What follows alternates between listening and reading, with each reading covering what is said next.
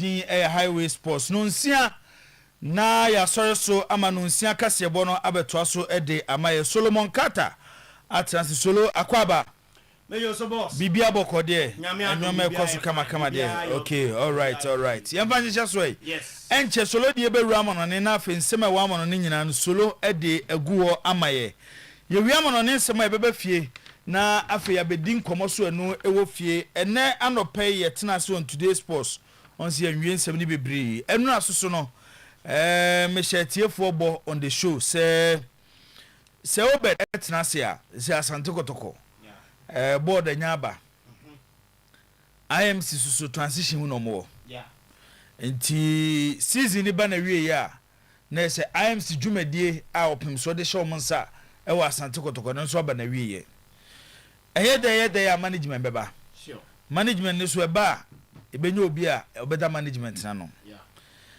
baby asante kotoko ginan sesei baby a team ni gina sesei solo nse yenyina nim se nwoma ba fom baby a team ni gina sesei no enye din se asumasi ana obenten but siwo ben it's a type of siwo ben enene asante kotoko hia no okay yeah enye se yabo solo din yes ana yabo striker din ana yabo obedin qualities and ipakro deba possess it to be yes this for asante kotoko yeah I betin aboa ma club na peja nti me shetiefo bo ene ahwefo bo se mema se obed ahwe emu ede amaya nwumrei ewo eye dwumadie ne so nti obed tenase a mema no eye sima kakra na ode ahwem ede amaye enye no nko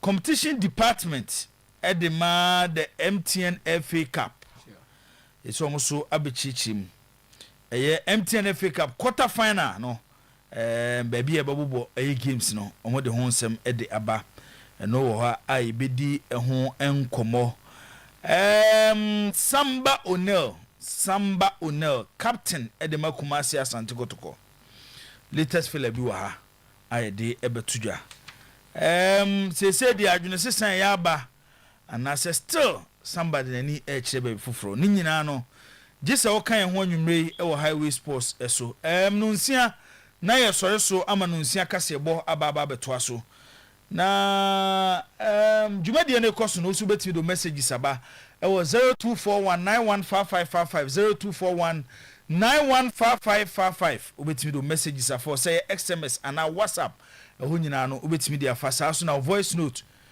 so o de fa hwa ye bebo no dwumadie nso kama e de abrawo usu betimi a kire wadwene e wo ensema hodo amede atudwai titiru efa kumasi asante kotoko question abusa ene se type of sea obey na asante kotoko hia a obetimi aboa na board na ni so ade hunu amwo edema asante kotoko no etimi abem yeah sure nti ye behwe ni nyina ewo eye dwumadi so oh here on TV Oyerepa TV on radio 100.7 on Facebook Oyerepa Radio on a YouTube Oyerepa Radio ho nyina no obenya ye odon sem so fa ho a ye bekenkan mu ede amount ahyase aha the studios of Oyerepa 100.7 ye live from Boshaba Plaza Edum Prison Runabout ho na wo hwehwe ya solo unsa ebetimi akaye na sese so ade bia bekrum minima de kro benkra na meseme busa o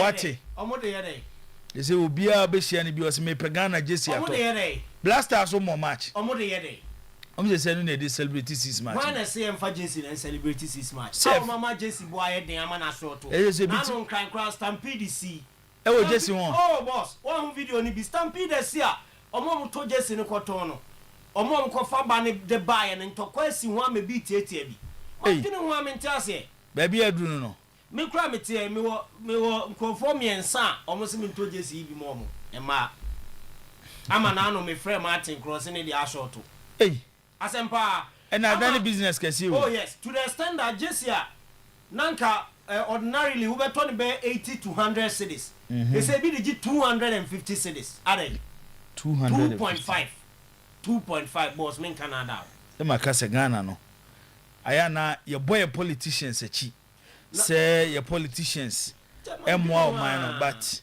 ya yetemamufo no solo ye ne edi o man ni nya kese me problem cry me one say senke Black Stars jesia ebi o mo de be call World Cup and ade o ma use ni previously and come any problem e jesi sankrofo atena se o mo design o ma de no ma kwa twade aba say yi na na ye say ensonto say social media na aba na no so ye mpe bibi ni afanye no jesi bibi ani jesi ni mo ebi o ho mo de coat of armor tum finfin no ebi o so na ya tro Ghana agum keke Ghana bi o so anom de Black Star tum no mine is and red and green send the 6 match so be sure there David me sha there jibo onche David say be a directive a free presidency and I say free minister for arts tourism and culture bibisa honorable Jifagomashi the na no ka say Fugu Wednesday no say directive be a free aban mu ba there me say oh fine but me ni baby ade no all of a sudden a cost 30 free I say obi a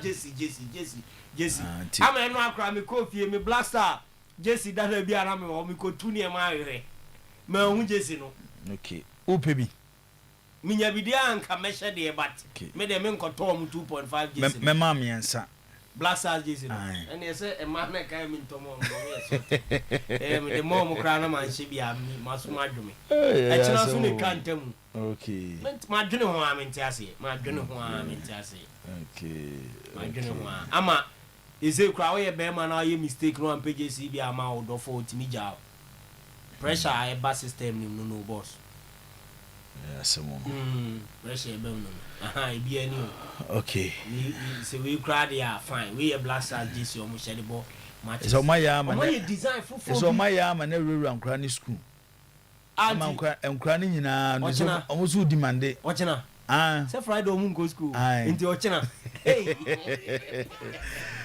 Gustav Kwame Jisa Gustav yenka se bodin se asomasi anaso benten ba kire se wo bodin kura e bia nipa na se wo kire se no tie obetimi di weni aba beboa eye asante kotoko boboku no eno ho asem na ye ka awiai ananwumri e wo eye dwumedi nti solo fa ye ko enkofo nkuro so bra obape na de wo ho nyina no so ye de atoa so e de ama ye natifo dwumadie a de ebramanyumri from the studios of Oyerepa 100.7 solo aboafo maso yasne e ho amo next cafe e kan ho next cafe say Ramadan bosomi odi dwumadie bi perfect skin and body therapy e kan ho bi PKB group of companies ko Joreko Royal Enterprise or the Reko herbal mixture ekrase edru aba ehim na afei bash digital satellite o madaroma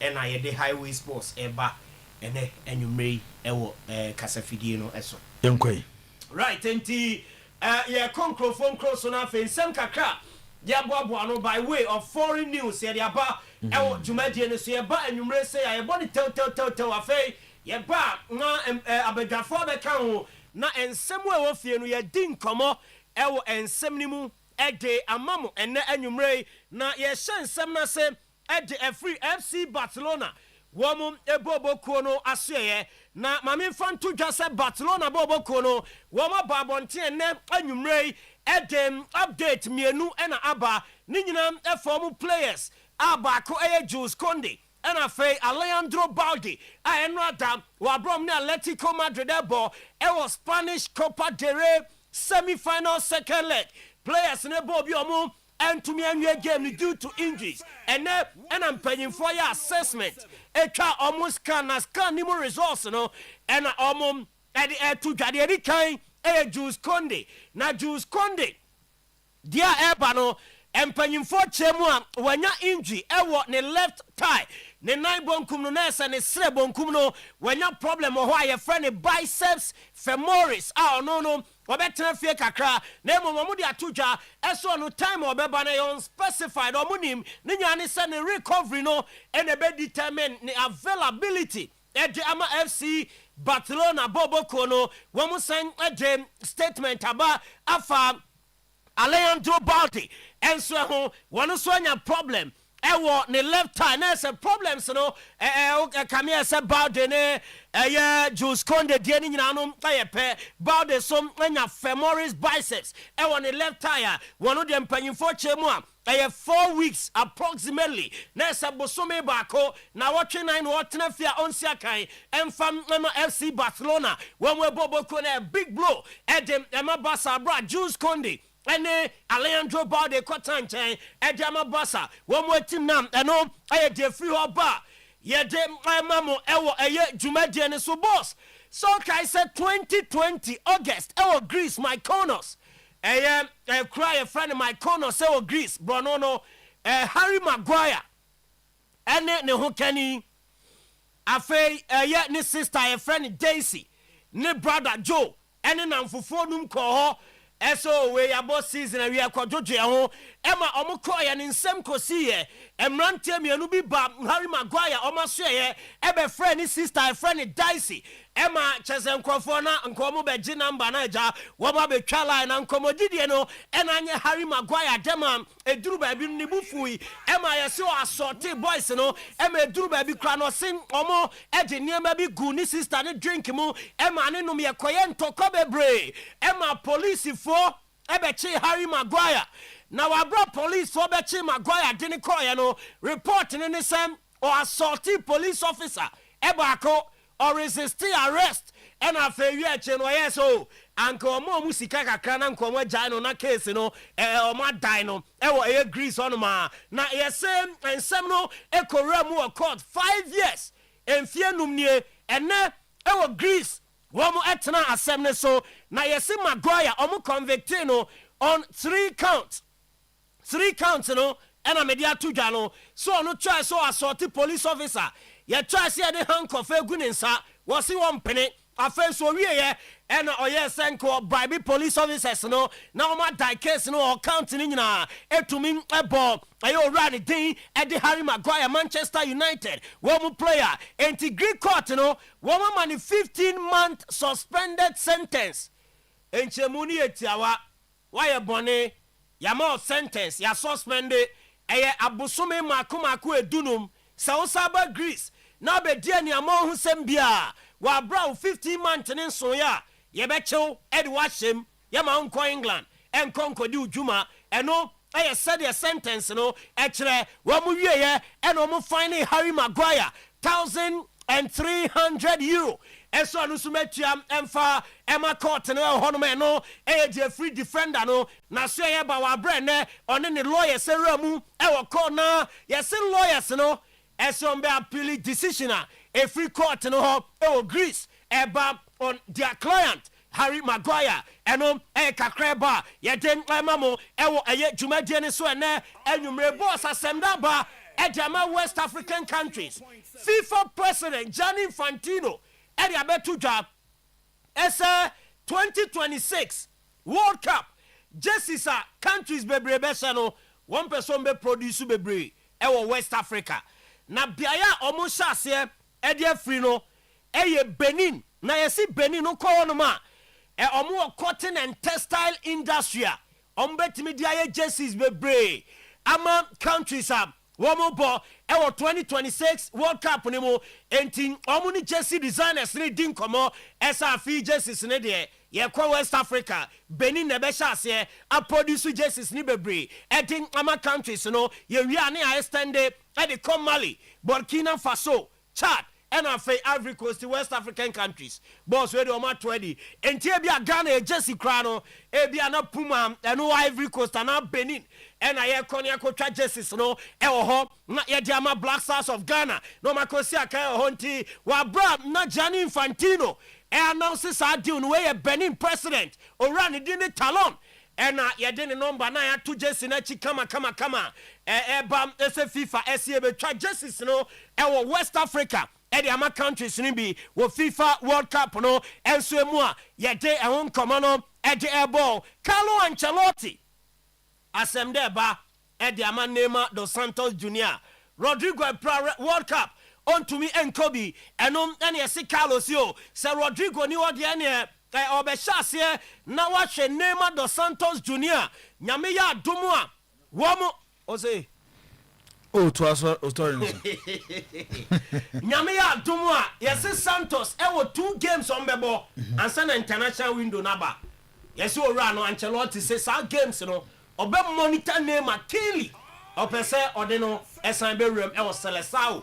Almost squad anymore. Wa bra, omni France and Croatia airborne. Asemna na metitine no kre. Se no ompeso di name abeba World Cup. O da bia ndene no kre. Rodrigo and Brank are name ama.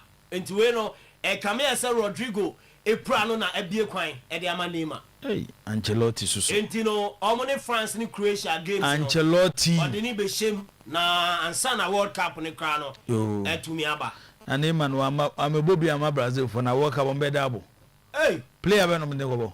Na name ai what the born in Diagro. Name. No o Santos. Oh, obopa. Ancelotti coaches na so dum rebia. O nya national team back go coach ya. Na Brazil be ko World Cup na name an kan.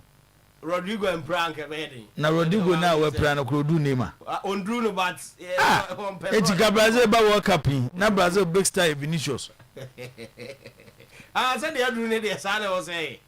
Ancelotti we there. Sana was say. We there. Name essay banitia yi obesaba. Match the next na say me Santos match bi. Oh, obopa. Na baby of far ball ni free pa. Se do si kan nipa be 5 boom no. Na name e kura. Ade no dim bi kase si okọ back to Brazil. Ono agro na wona ni zuntia. La o na name. Akwa ne bobo.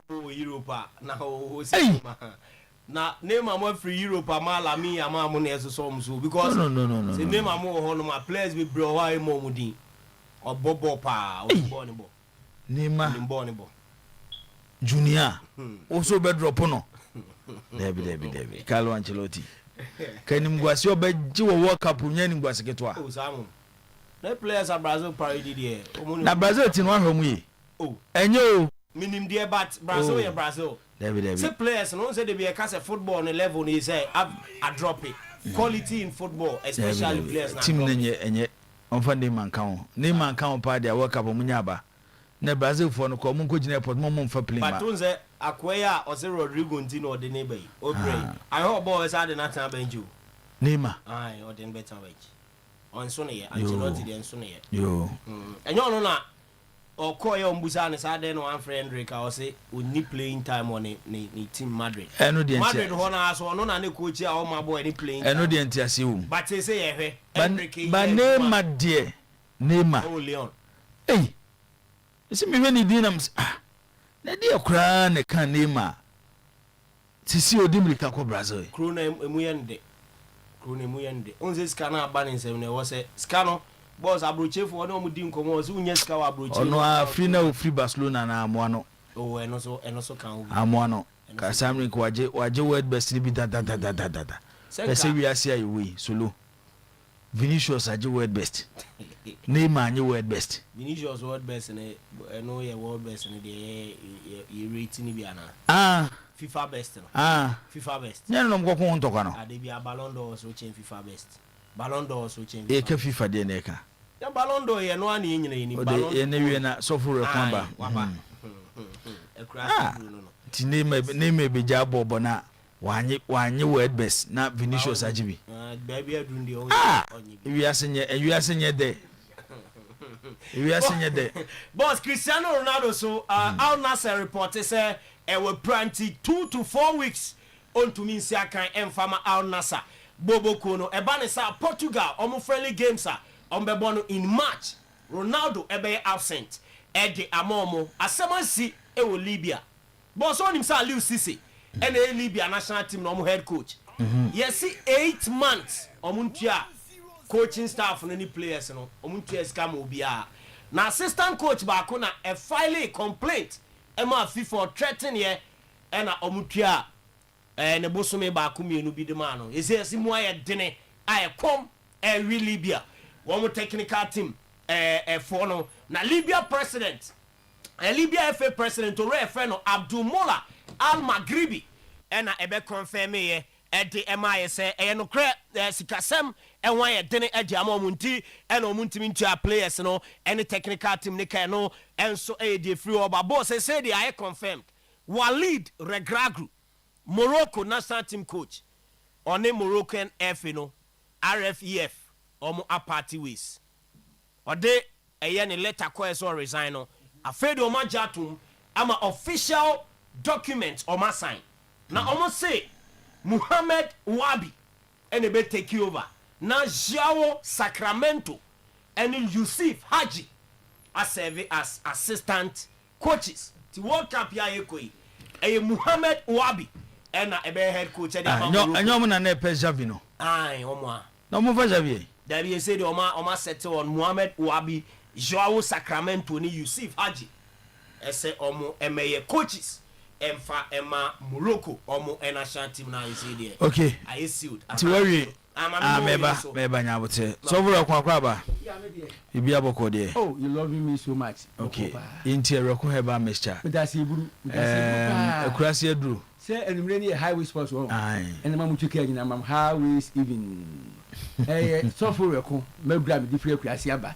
I a friend of Recon, Heba Mr. But your microphone, mamma. Why? I'm marking, yeah. Say, come on. Come on. I'm going to say, hey, Wajibu, hey, me, I can never work at them to you. And the question, sports in the Wayatu, I never compensate me, I'm a home book. We are cool Heba Mr. I beg just so your bonnet and his Ukraine in your drew. And we will be with me, my bontoyum. Pressure for one sensory, on my wow, who was Sicilia, Numbi. Wo osa numreku heba mesa ukrasi aduru no munso akoko tete mu numreku heba mesa ne bi no kwasem nie obi wonu ma ni mema senda fom egure numre ekbo 5 yi bo wafunu ma mienu kai wodi bedi djuma na do eye reku heba mesa na wa wo ye adwuma den me haye me ya onu no ma eboa pa enunti ema no so enigisi ma wo mu ne se oba bi a ebeka 4 days amonya menses na ho ase ba se ma na eba 1 day 2 days no aba kede kumasi dwom wo de anum obi num ne sa menses ne be ba ne ba nso wonti yaw enu nti mo a munya menses ya na mo ase mu na no enye o munya menses ya to anim eye wereko heba mesa okurasi ne aduro no okọ drugstore okọ pharmacy heba shop bia aduro yi afena ye sopra nti ne be bia ne bi wo okọ na akopie so a todo bi si wo ne ho na pa e friend wereko heba mesa ebia wo de ne infection wanya ukosi amra bi mu na amra no nkase bi wom amonya infection pa ma infection no wakoa enko wo ha ma sisi ade ase nsuo gu wo ba ebu nso be ma no na ho ye ne hene nsuo ho nyina ne hene no kwasem se so obi wa infection no no wereko heba mesa pe ba ku mienu miensa ensia no wafirim wonu says battle so a infection bia no de sie bia no no atiafuro so enu nti na me de aduro ifire kurase abama wiase nyina hu se yes wei eye wereko heba mesa enkranfo tira yeye enkran udu okansi drostole hellos heba okansi drostole otonton wereko heba mesa enji heba okansi drostole otonton wereko heba mesa ebia na wo kasoa no old market trap of Judah old market ebia commercial station obenye bia to wo nkokwa antiakobam otonton wereko heba mesa wo nkokọ central market wa konango airport na yesapon ono nso etonton wereko heba mesa ni bi mika se wo dunkwa enestavia heba dunkwa esisi de maternity wa otonton wereko heba mesa ukrasi ni aduro no takwa wo was bibido fie onso tonton wereko heba mesa ni bi oboase smart heba oboase fo mutira ye mu ko smart heba utu opebi aton abanye bi ato wo ho no nkawe anointing fast food otonton wereko heba mesa ni bi wo sunya kuro ni nyina ba bi a ebi wo abanye bi atu nya bi ato cap heba oni nimdie fm ana ho obanye bi ato nya bi atu tepa fo nyina enko adumura otonton wereko heba mesa ni bi takura de Christ is the answer apontin kakra wa obanye bi ato asinfo su Francis Benson otonton wereko heba mesa so wo sisiale wo infection umema semunye bia meka say ni nyina no no anu bi ana pressure na 137 140 150 kakra bi no abere ka say no abere hwe aduroi eno ma me dia ye no hamani ni bra maka bom dia ye no wo watere kurase pa na no ka say yes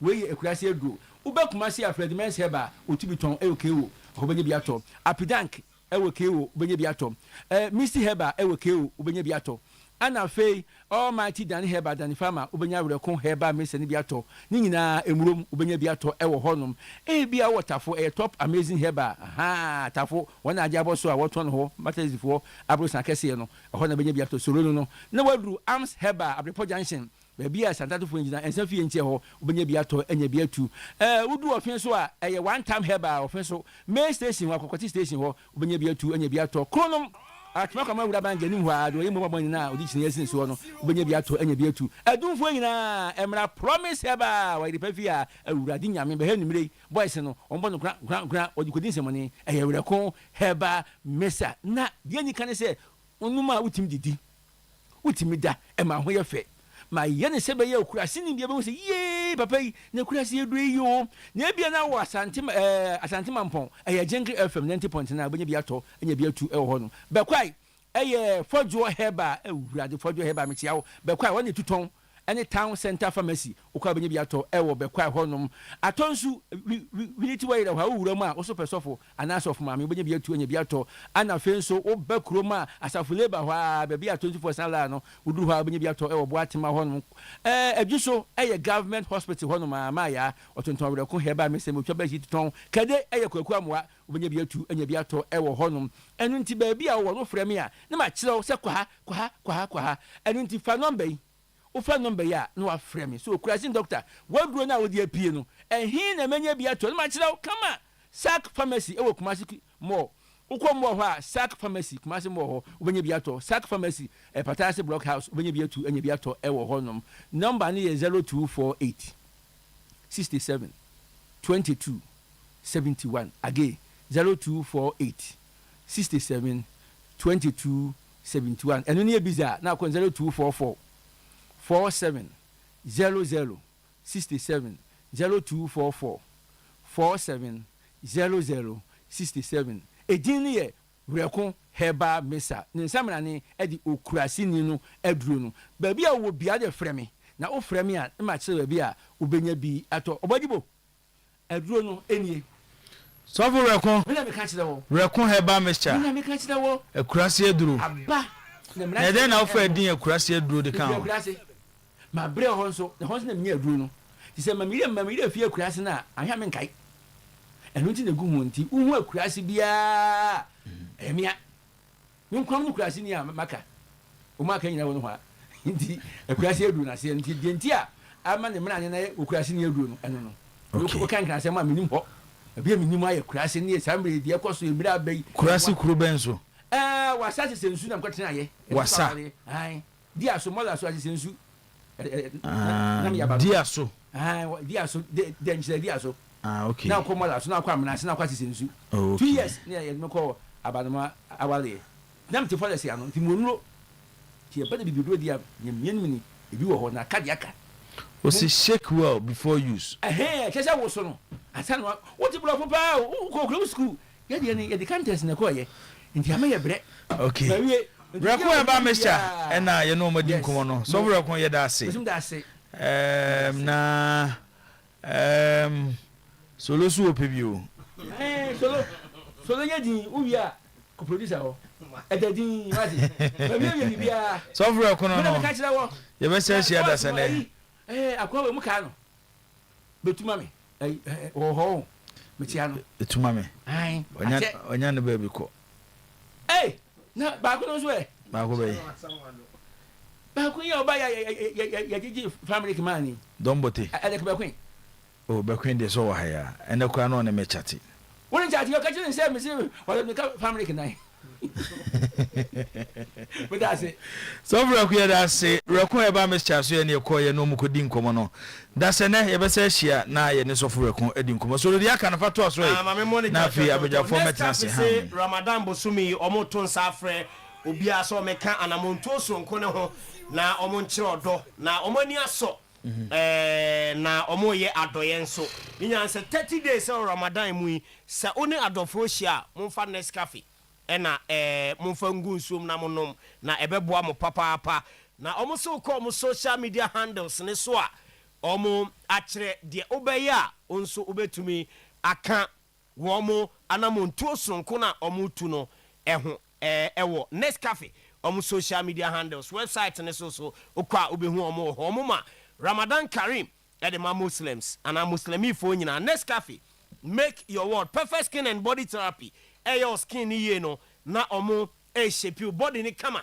the ama skin be for body no shape be correct perfect skin and body therapy 0553 312 PKB group of companies Tafo and Cramofasi and any Muka batteries ne car tires original ones ena ewo okwa ubenya batteries ubenya tires now car no nanteno aye kama 0209 170030 na oni omu edi nkomo na fe Bash digital satellite and so ma decoder what we have football matches ni nyina game centers hotels guest houses restaurants individuals mumra Bash aso na mumeje mu decoders no ewo ho 0200 050848 0200 050848 na on the Bash edi enkomo na wabeju decoder what we have matches ni nyina bi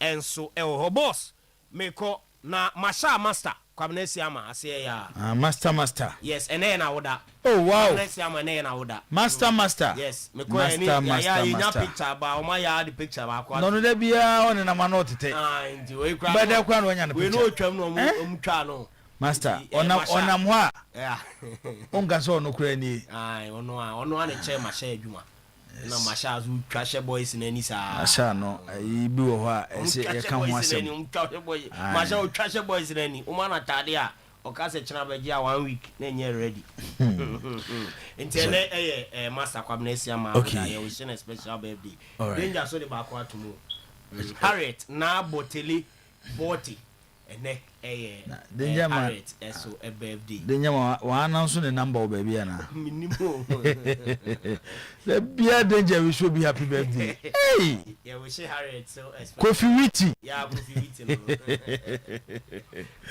Zaka kwa ba bibia bokode se o beda kwa ba bibia bokode enyoma ekoso kama kakra okay adade bim na aka kaska very necessary I want to be into me pass the man in family team de nyame ya wi odi JC be family ni penny bra bro kromana ya keke kan ma bom almost 1000 Ghana 250 Ghana cedis 250 2500 250 oh okay nani buanga sai sai 180 cedis omo abesho ma de ni bo yen show mun kro so onze usani to mission tade tribom nti e be me hu se mti bi 1000 nyina ho kata e show de 250 de asan ke mu da wo kakra okay ti omo abesho ma de jibo e mo bia mfa pressure kunu bia nkofua enkoma ne se Ghana man ko Ghana tade mo bia mfa pressure kunu sa de no pese participate a omo mfa the right price nembra na mo bia ntimi hye bi enkoye yirade no so o yirade no so e bebom so aha okay ana za ko mfa obed yamba je so e Zak ma men chance vone de emblem ne da woni mi o da go nje onya ba ko si kutwa na o da bi nya okay edi mu da o na bi akli okay me hwa no pa no de want me enwi no wi ma ya wie na afi yemfa foforo wo hongo obed me ba wo so na kotokosiwo nsensem no ya wi am tese Zak na odidi hu ngwa wi ana se no na okeka ho asem no e office o na am say no sa na okay so odi akire de o edi akire titi nko na sa titi nko na sa am say interesting discussion okay because the attorney said there will be starting it, there will be a seed money. So whoever become a CEO, no one seed money. You could just. But after that, no, you have to be on your own. So create an environment that will also bring in money. And if unye that kind of person with me this sponsorship, about also be under this administration. As much as we are to say they are ready to pump in money now, they are not ready to do for the Christmas jobs. Ebeye Jibo ebeye afibia no yankwaji. No, they want to run the club like a corporate entity. Yankwaji nkodi eti the next CEO no awudwuma kase ye pa. And one area that I'm told say they are a bit focused kakra the youth team, no.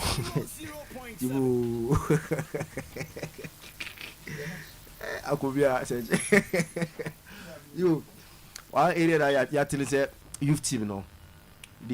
Because research actually say recently Ghanaian transfers ne boy din bia enkwala.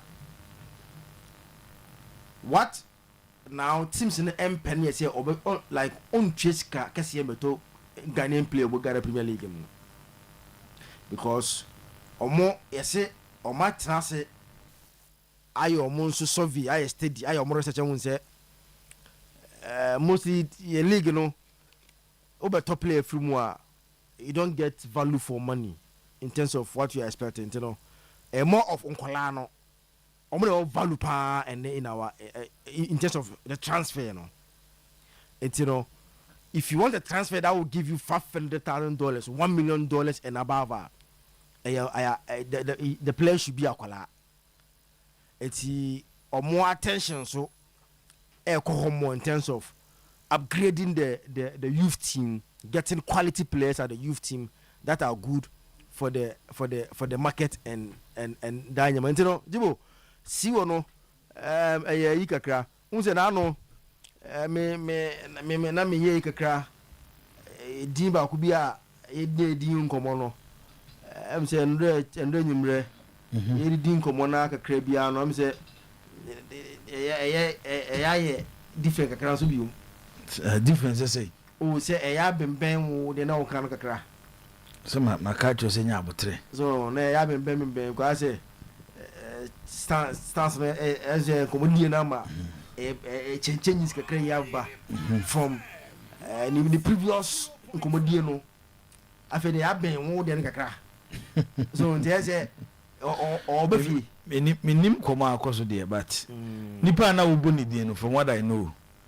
They say at no point and wa reject kotoko adwuma no. Anytime bia so obi ne ebesuma no say obi within closer to the board na be friend no he's ready.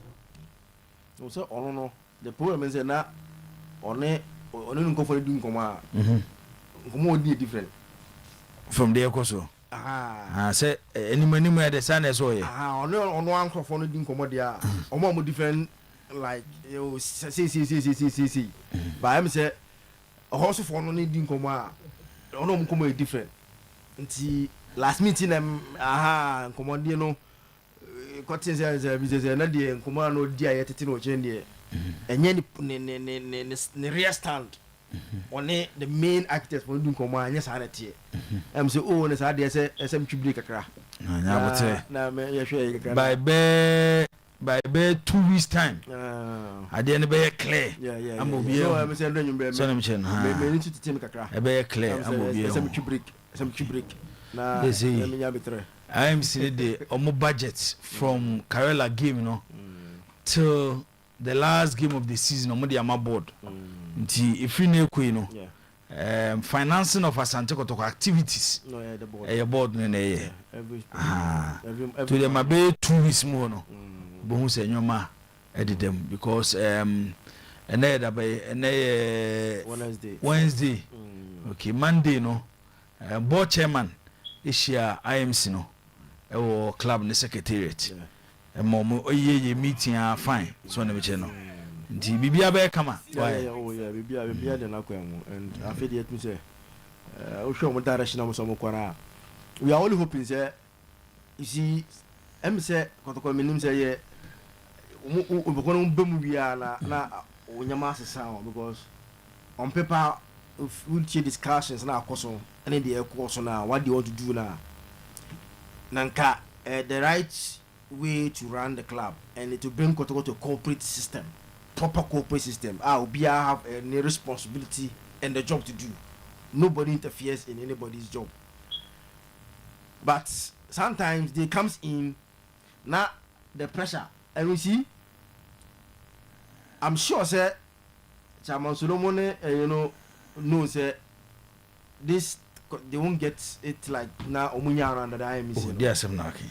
What they see no. Oh, them say Zakito. That be where maybe a more motives and their vision necessary. Omuji mana na omu bo 1 2 months 3 months 4 months na pressure from winning. Zibo, o de kanya bote hwepa previous administration ni na mo ba. Opeso o body from the scratch. Oye bibi.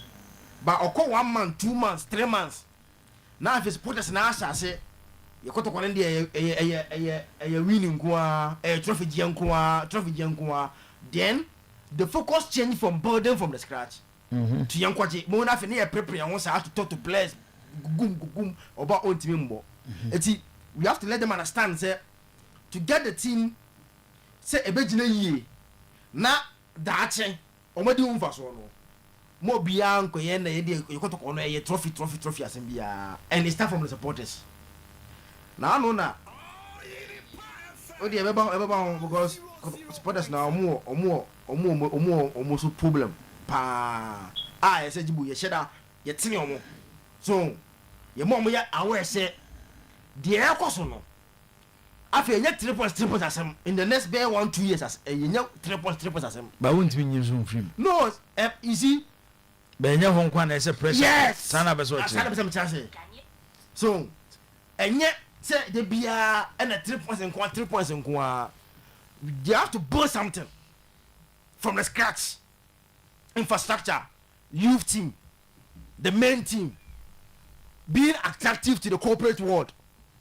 So, eti say any year, then na ma obia enye nti ase. Jibo who say utimi wa say oh mama mo 2 years. But because of we at your point the first year nkrampo na like na so aba. Na when you want resource go football there and follow normal logic but that's oh yeah bird but bird na mu no bo waro na farmer mo kwakwaje but what I've realized is pressure of 3 points at all costs no at all costs and then yanko hunwe yanko operation way yanko yewe bo na edi mpemfo ni trim down there deviate from normal plan now mo to say nka o brand team no mo na o ma feel because of supporters pressure oh no ma feel say also as manager no you have to also find a way to manage the supporters sometimes no on twema supporters ni me lead you on say we lead you omo exactly and typical example here Mr. Herbert Mensah supporters ni nyese omunya trophies a omompe but nukure wo mun say Zakito no de kotoko supporters do ejina ha ne so no mudi nkoma omunim say emprempre baby akotoko jina ne nye munim say baby akotoko jina no enye yes enti say omo ti ase say baby a team ni wo enie enti ebia in the next 3 years Herbert by the common he was rebuilding yeah. And to support a stream. Go Herbert time. Kotoko heaviest defeat to us of folk is Herbert time. Yeah. Bobi anka is Herbert nko. Oje 4, oje 3. Yeah. Moshena pa. But still Herbert was Herbert. Exactly. And then the 4th season or the ball cup winners cup final no. Nti woni pa no so awoba no. Men supporters lead you momo lead the supporters no. Exactly. Let them understand say this is the direction that we are going. Now I'm told say already know they are going to evaluate most of the contract players contract players no money na and see who the only keep your money don't allow them to go. Already some players contract end. And see I'm told say so far those and you know it's unlikely that any of them will stay. Yeah, I say already. No, I'm saying Omo, I take a decision on them. Those who have refused to sign and those who they are not ready to even continue with them. And I'm saying all they having consensus on my jet to say place and they are going. Now the Omo now becoming no, and I'm saying now I key because the I'm saying Omo ya giving the youth team players and also chance, you know. It's you know, it will end up the next coach, no. I'm say a key power because I'm say Omo ya ja to say as much as to go buy, no. I'm say Uncle Alon say more chance be. Coach in 7 no, me ma feel we. Oh, yes. Okay. Kotoko next season head towards an expatriate coach. Yes, I am more of proper development. And see what Martin said into Uncolano say omo Sunday biano wa come so na so mo bompa because it look like say settle na to so like almost time near that's minimum of more time as a bruni bre and you know and then number 65-70% wo the thing say they need proper development and Bruni will give them that kind of development that they want to know because I make no omo I'm told say if you look at the data and then you better akola bia body wan Ghana play bia body wan Ghana ya akola yen top like professional player chroma body bio chroma bia body and 200 and 159 at all trended ya mzade ba kwa IMC dija the next administration as e bo maba so Kotoko youth team and no dear ubetimi aka IMC aka but how almost ya build Kotoko youth team no and no dear Nana Penkra and then IMC omaya de papa almost abaso de omaya de papa na na baby a obi ebo abaso onu IMC maya de Kotoko youth manye league de but sad no kwa de masete foundation no for Kotoko future team. The board were very impressed when they were very impressed with how the youth team is going and the kind of development programs now boys in the FM. And one thing that from season end there Uzokako fully in charge is going back to be fully in charge of the youth team. And Jomba say like the Abuche system ni no. Yeah. And you know, any moment there's a gap at the senior team. Now wabaye interim. So it's now Hamza is going to be like that Abuche who Manchester money Chelsea system no. And anytime there's a gap at the senior team, he come an interim. Almost over here, then he goes back. It's on the they are building the basis around him, giving him a lot of education and training and time biana coach there won't be a vacuum. Okay. Hamza steps in, main coach, then he goes back. But that's it. A good start. And let's hope say along the way say no fishing behind Sikwamuna or betting me come.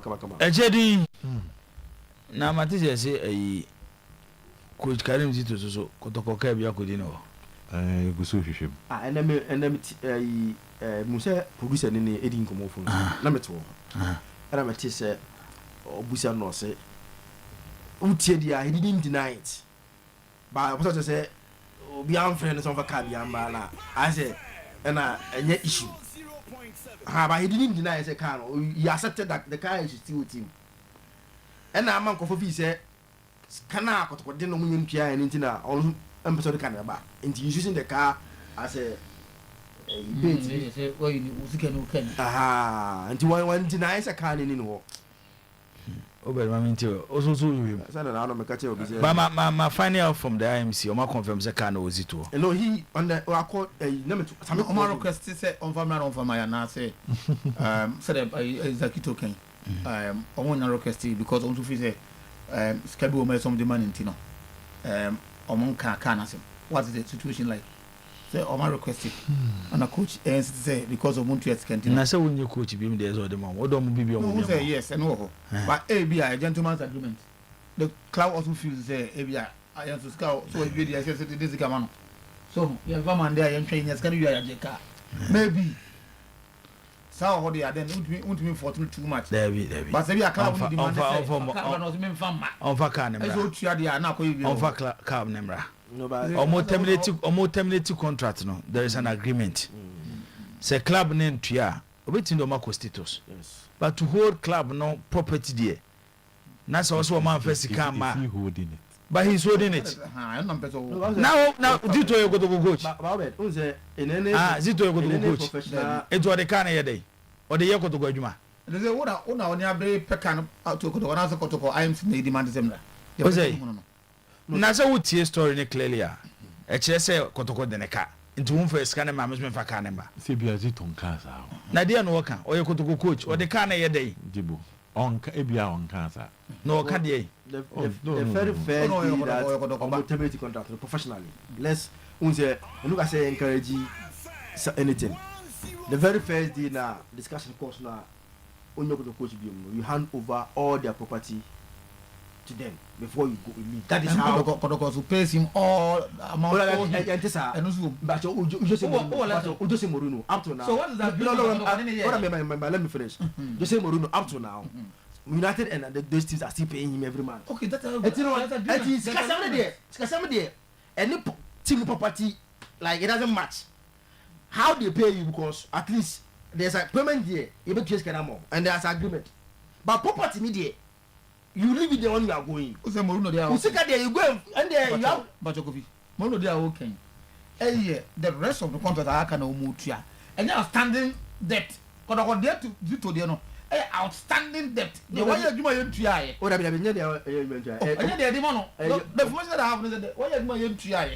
And then 3 months no omo terminate omo de man no nye 3 months compensation. Okay, 3 months compensation. Omo terminate compensation omo de man no. 3 months compensation. And omo etua man no. And this is but the essence say so mutu omo ntua yo. Tini property there. There now omo terminate na you hand over everything to them because you have avenue to collect your money so omo ntua mpa. So why fast where you second there? And there Zakito making a direct link say like on authority say ABA or Montreal into on vacan and buy we might be getting it wrong. So what's your common say? I didn't getting it wrong. No, say yen draws our conclusion. No, na mega are we now saying se can no no or the can ye day. Oh you soon. Edi ay day. Oh you soon. Edi ay day. Kwan so or the yard. Onye kotoko adwuma no. A kotoko wo coach fufuro no. As a car no club ne be hia de ay adwuma no. Zito so you su car. So what is the fact? Now let's deal with fact. Let's I say kike bi abom. Mengi ka na kike bi abom no bi ka bi bom dey say honde entisa. Then I make say the young Kambum say, is it confirmed? Say Kotoko phrase it to say Fakane bra. And as it to say, men Fakane be free so much or demekana. Yes. Sana Zito Aka. Yes. Confirmed. Yes. That's it to Naka or Gatcher wine. Yes, it to Naka. But for me, check some here. That is the issue. Because Senya no cry over the infant. Senya no cry. Or the let's say Senya. Why should I make book to Coca? I want to pay you when you free. Obey where you free. There be. We can only say that say bia o free kofi e call ye no your friends Zito car no near Eugene Adu Poku secretariat unfam be see ho denti na unfam by na Zito so say muntua me card ya me fam by then we can address the issue as it is. That's it. With that concrete say what say unfam ba free say munfam sika man but as at now here we cannot confirm say. Now we can confirm say Kotoko de neka 60,000 because on say ni sika na I think say $4,000 no. Only jina 10 cedis was saying. It is almost 40,000 Ghana cedis. The 3 months near 120,000 Ghana cedis. And mama ni 60, aka 60. So we can confirm say kotoko de nika 60,000. And we can also confirm say kotoko car won ho. But we cannot confirm say when change na me say me mfa ma. We can also confirm say he has called requesting for the money. Good. The balance. Good. That's the time of the man no otwa no. We can also confirm say wa from requesting for the additional 60,000. But can we confirm so what the actual meaning say? Manfa we am.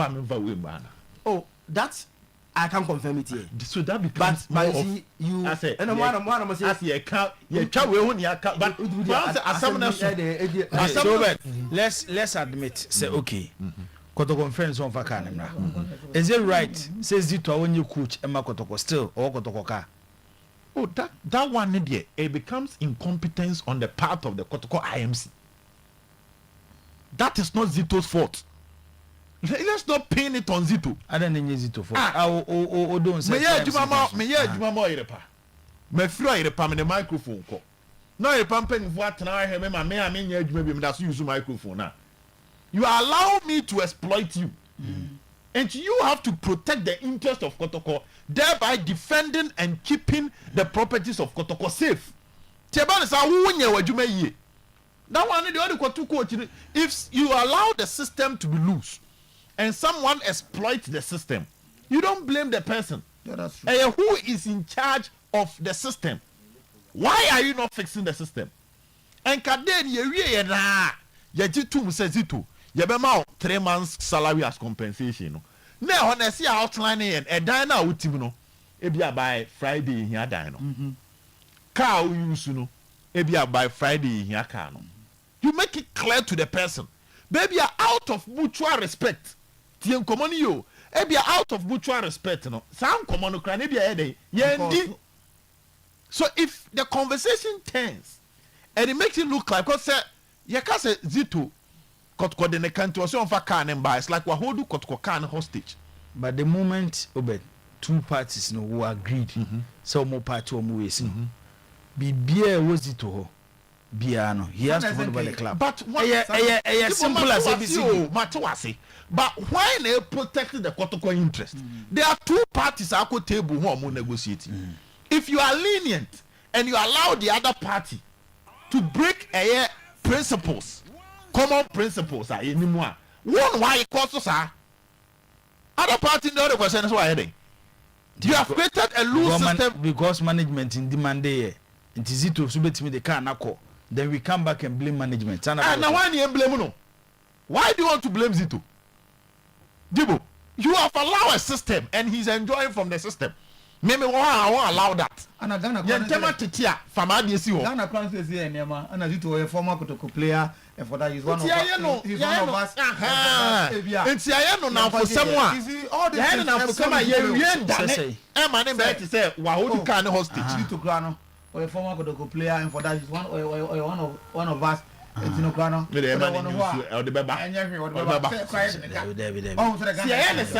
Let's not turn it and make it make one person look bad in the midst of the conversation. Bagana, a possible to thank one of society. Maybe even now, Crano. See, I understand.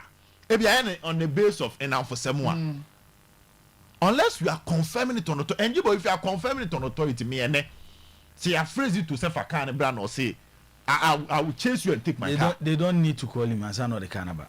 Jibo. Do you know what? They don't need to call him as an or the Canaba. Sir. The moment can hear the man because of Ekotoko Juma. So tell me, Zito and they on Yekotoko Juma Nibim. To one that said Bokotoko won't mean benefit from anything Ekotoko property. To why necessary Bokotoko property? Yes, and no, but and no soon to put Zito. Is a can just mind so use Kano. Maybe BCC see a dinner baby. I am seeing our course. One leadership and one course. You won't ever want to support us about doorstep. Tadi we have been a maso kuno do ya and no bomb maso kuno din wo Kotoko and that becomes Zito and life after Kotoko. This maso kuno do debut this becomes Zito. Two different scenarios now. And yet two. Maxwell they got your point. They demanded and I was saying moon trips car. Can is your mean is your what I can so pay my money, take your car. That was Maxwell, you know. Zito they are not to hear who's that they see. unless o confirm when I say sadness. It won't even compare. Unless there's a confirmation say number 1 you do komonama and you mercy ya diatum say fabra also on femba then I know dear we can confirm but jibo me ti we na me ye adwuma na we panyini we adwuma na adwuma no media na wo hwe so na we ka jai no ama na tam adwuma property dia kwakotena fie o say you are expecting the worker to obey the basic common principles of life say we adwuma na family o ma breme na won denti na nkodi nipa na jinkwaje nyoma ne mai denti na nkodi nipa na jinkwaje nyoma ne ba if you allow things to do I'll have my issues. So if it's confirmed, you confirm on the says it to see hold kotka and hostage, then we will know what to say. You confirm on the say ne zito faka and bra or some famba because Muntia Misikan we are. And you be one some ayeka. But I see a jitum say kotko dizito ka. Ya jitum say we're demanding the seeker. Ya jitum say kotko ka on ho. But as at now, kotko actual letter the amano say ebia dated on this day for Canberra and one replies on fair man. Then we can address and speak to that. Zach has a check BB no na dey bad there. But for now dear, it is pure negligence on the part of the leadership of Kotoko, especially the administrative manager. Because you know maybe say no Fernando decided we any a administrative manager duty. Say Kotoko nyoma nyina bia na kra wu ni ho. We be handed over of Kotoko properties to the next person who will take you over. So why do you sit down and allow somebody to benefit? Now see uncle blame panel benefiting all because of mutual respect. No. There be sabrin kebi your friend wo lawyers crack what friend one picking lawyers at Troko.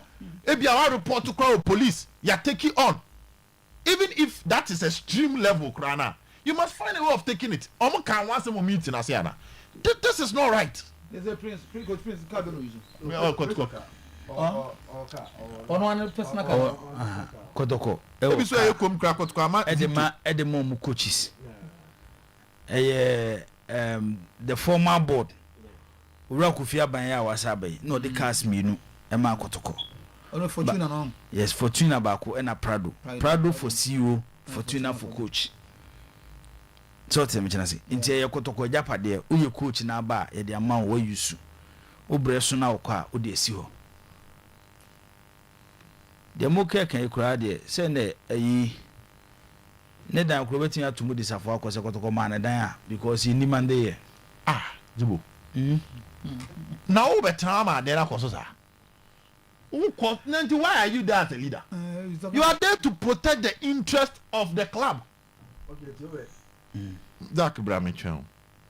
The first thing that I can confirm some kind of the same I can first one in yes, I requested for the salary. Sorry, the balance which they are working on it. The next thing I can see is Zito requested say the car say or one person I can say. So he wanted to use the car to park his things to Accra. Kotoko jitu or mutual consent. Ejitu say offer car on parking in the and Fanco.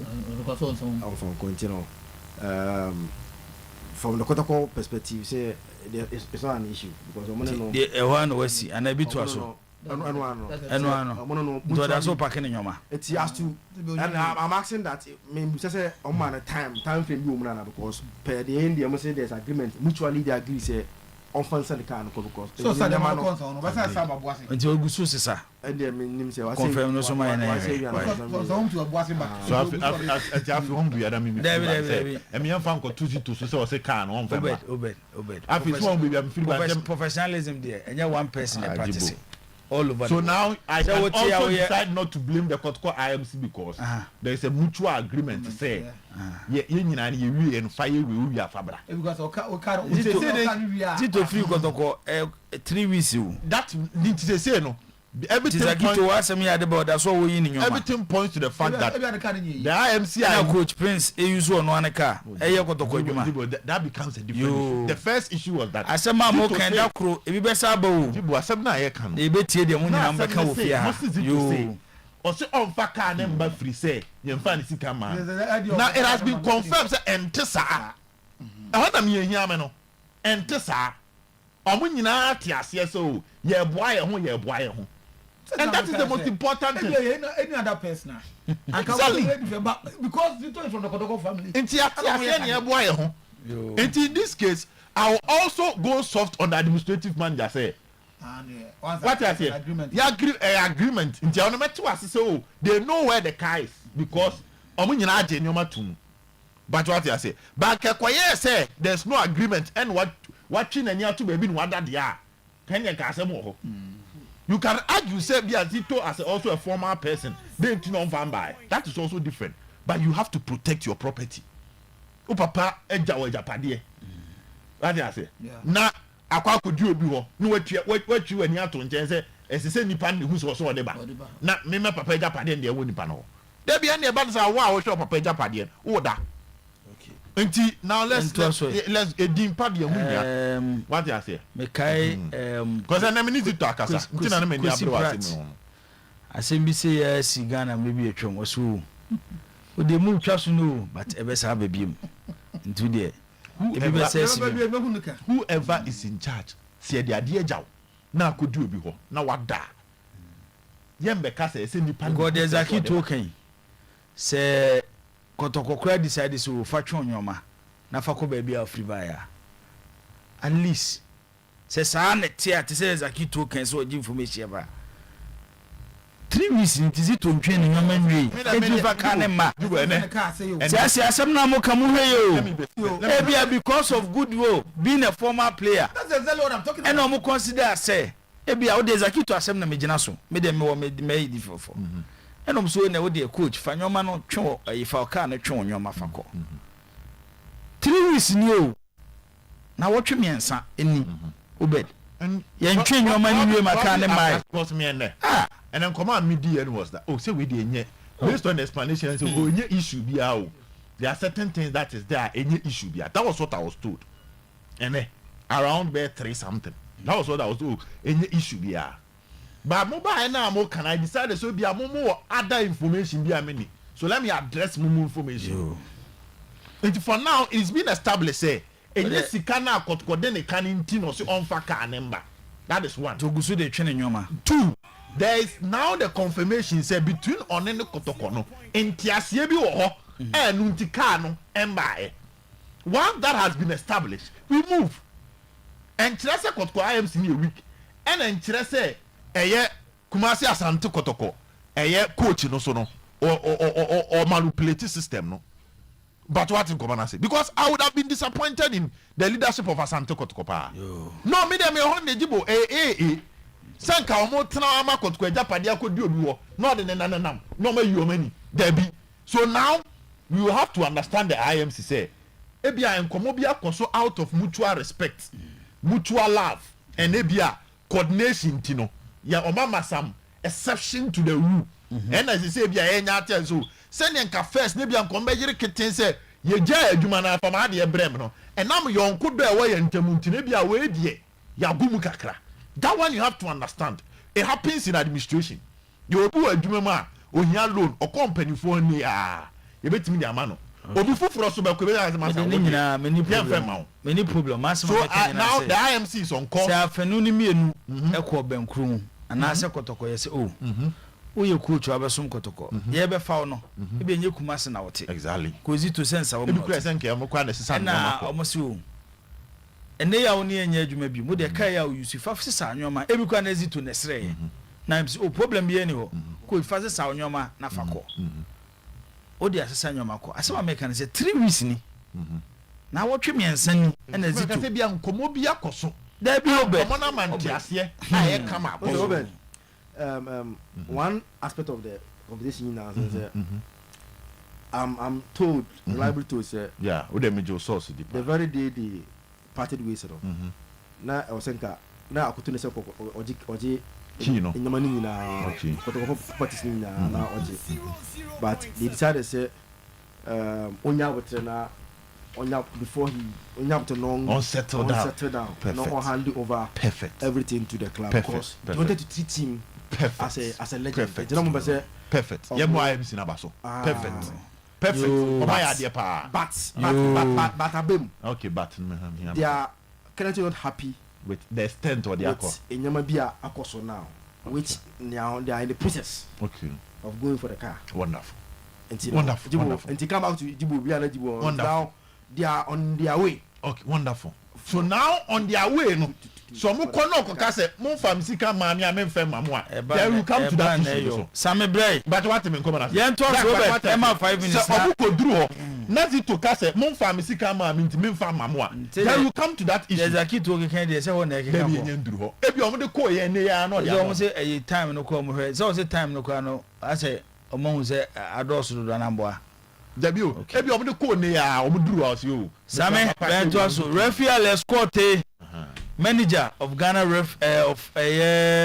referees manager of the Ghana Football Association and say Ojitum say officiating our Ghana Premier League na mianim no kure ni o say abafom pa yenti referee Alex Cote ono na oye referee say our Ghana ha nyina omo manager na odisansem yi ede atu edwa sameno no so ho ntem na fatu so why enti no error in decision making has been quite high a lot.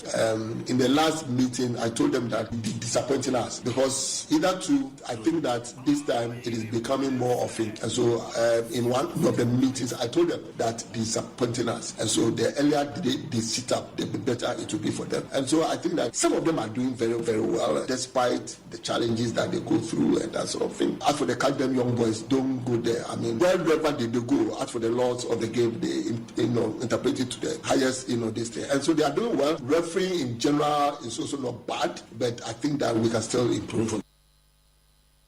Okay, referee Alex Cote ono and the referees manager Ghana Football Association in Sama or they atu edwa enono. Competition department of the Ghana Football Association MTNFA Cup. Some they betu just a quarter final no. Cape Coast Stadium and an Fusuji Abo Park no ewo bechem and on be yusu e de abo e quarter finals no enti omo mo be wo e Cape Coast Pando Heart of Lions Atram Divisa Dreams FC and Mediama Sporting Club afi nana Fusuji Abo Park Adriana Techima Liberty Youth Nations FC and Abrikum Chelsea almost enable we the competition department of Ghana Football Association and the way ababa tuja a crowd of folks also almost say Nancy referees no mundi ni but omonyo majo so mbetro krata bia de akọ efio omonyo majo ne so mbetro krata bia de akọ na akofa tension abeto many referees entem eno so ye kakra wo obed ma 5 minutes ayi eno abosha ye she ye native ni ahwefo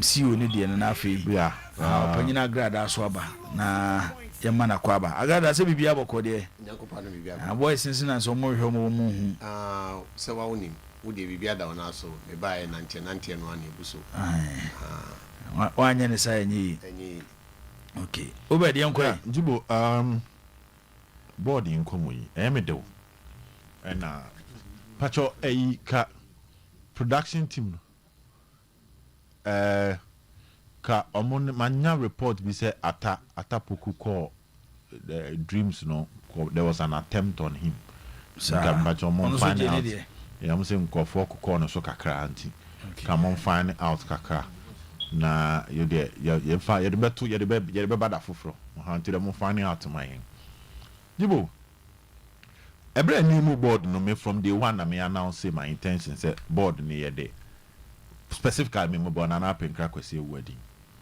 see at neka ho be me de I give my reasons say nimdia opinion no aba be hu wokotko mu no Jibo o de kotana nchen ha emwa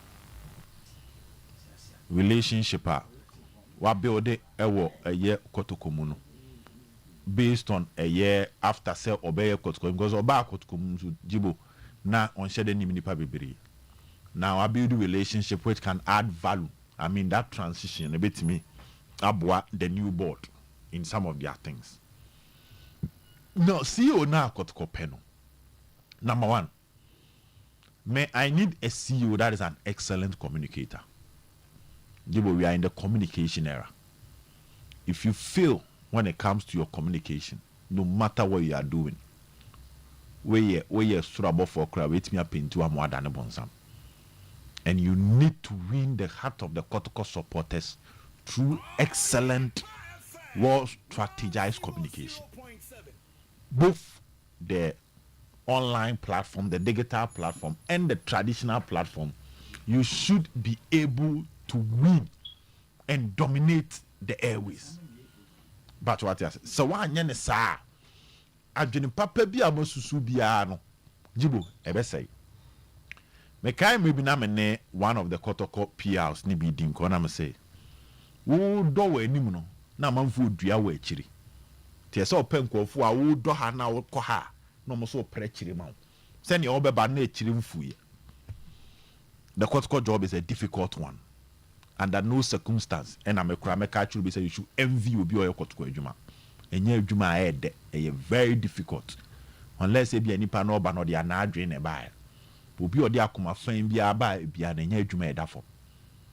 But e be den when your communication is weak. And ye be den be times 20 kura the amount. So a honor should be something they must consider. Somebody that can drive the fans along with everything that they are doing. Send your supporters in catch the gap between what they are doing and how the supporters understand what they are doing. Yes, number two, when you win the heart of the supporters, you must turn that one into money, into currency. Because we are seeing numbers and audience is money. So we win no what done the audience into money, especially the structures have been put in place and the Fabu census number contribute no matter the performance, no matter whatever is happening within the club. It's a necessity. Kotoko at this point ye nipa miensa jibo betumi akase nyame ato omonsem omode omo ho. But running football now, even the great Manchester City, an entire country sponsor no, they had a plan to internally raise money to balance their books, to reduce sika they be almost membership. They be a city starting, you know. Everything shows say ne Sheikh Mansour na this kind of shame. But ne ya ko yeni the omo be shame na so te because city strategically are finding ways of raising money. Some through their youth team where they are selling players. Because they are city talk Copa Mobi Ankasa. Bank ne bo Copa Manchester City. And Anka City turn Anka Sembesi. By the time a City talk Copa no so. No any starter, but he had the potential. Mucha Chelsea, Chelsea. City beton Liam Delap, no about Chelsea. City ne beton Jadon Sancho akọ Dortmund. They've been doing it. But muton sa place now, most people don't complain because they nkwala. Na City muton nkwala for. No be the kakra so no de akoto kese ba ako aba. And say sana born ye wurewu. The era of yeto akese Galactico, that transfer policy is dying out. And send your starting program here can. One thing that you can't take away from the current IMC, how they've structured the Kotoko youth team. And the Kotoko youth team players, you can mention their name with pictures. And they are registered property of Kotoko. And say first now Kwalani Bino, or Kotoko youth teams obetena or you'll be player. Now you'll be saying anyhow. So the next Kotoko board should be able to focus on that. Say na yetisa Kotoko aton Lossi Menu Junior. Nipa doesn't ever complaining. But some be ko isa asem beba. Abetamu akọ isa asem bai. But se Kotoko ton be na somwa. Be na somwa ko loan. Nipa doesn't complaining about somwa loan because na onye a starter. The team was not built on him. He was a rising star. But somwa sika no. Ebi ajibo si ebie ni so atrewa. Ebi betimi sky MC na nye sika kese e pe film. So at least Nana mwetimi atwa sasa ni bia to. O figure nana. I don't have the figure. Any idea bia about it. Me. Was it usika say be sika kese pa. Oh, of course. And I say ebi wo ho. Oh, say bibi betimi aba. Na say used to also be name mu koi. Inti achere na to say teams nepe. So in terms of structures, communication, driving the fans along, building the youth team, and aging, these are all things. See a show bia. What kwadare was anyomenu. Obia adwimpo bia all board ni tirim no. Woman the two nanimu a okotena se on totom papa so. Obetimi abubum because that is what the CEO here. Board meeting no companies she as how. Ebia 3 months, 2 months near shiabako. But they give you a bigger picture. Then you are supposed to go down and break the bigger picture.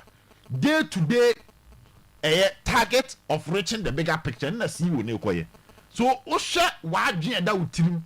And in the case here, no one should nipa. Sergeant and what the toa. The team was also. I'll bet me acquire the petty be account. Send and one cassa to obey. You go, they be bizarre, and I know I'm bizarre. The return of Nana upon say a banana. And they are me bizarre, Sassam, Nana Nenra. Nana me bizarre, Nana out, say. The return, who wouldn't say? Oh, that, but media. These 3 men on the screen work with Nanaya. They worked with him. And at least in recent times, now he Ghana a football and send a corner. Somebody like that beat me or start TBB when we or betwaso ebeboa. So if only the readiness never were community because wababe who ebia baby or torch makakra. He can go back. He already understand the Kotko system. Because at least YSCO are running Kotko day-to-day basis for 3 years. So even if you go and sit back, no bad, you can fix some of the errors and then you're maybe to me Jibo there yeah, boss boy to there. Met one Nana. Said yes, they will come into Council. I got them by job. Okofad nearby. You're the buy and see money to me and then what do what Okofad nearby. But your time, you be by time that you will make us on there. Okay, may call line is of course. Oh, okay, and okay, no problem. Mr. Across of folk supporters, we are singing the Sramu. Let's buy into the vision, Debbie American of Chairman Yusuf, and a big boy in Phobia 1911, Eba, Yen Empire on him. Okay. Mitaka said Debbie are the only team and the supporters to that affected team in the pie across of folk supporters. Okay. Yen a team near. I got my man also line from 0322494401. 0322494771 obetin afra UK chairman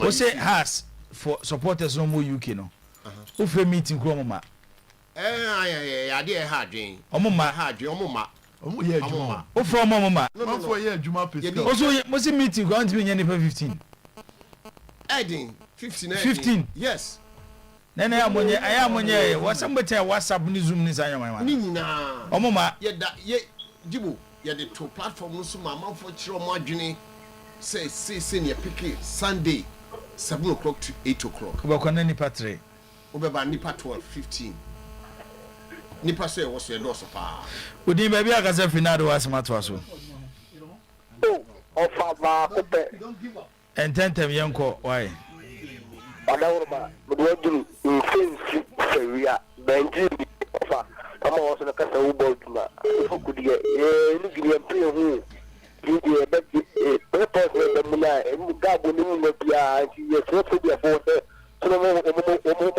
legally away. I'm going from any but you show me a Yamu, okay, yeah, that's it. Yen twas with him, maybe I can say Finado was my tosso. That's on the Eric, make I say that. Eric, you. Well, I'm saying with the 2 things, it makes me a kind of program meeting. Over 250, and a padena besoka.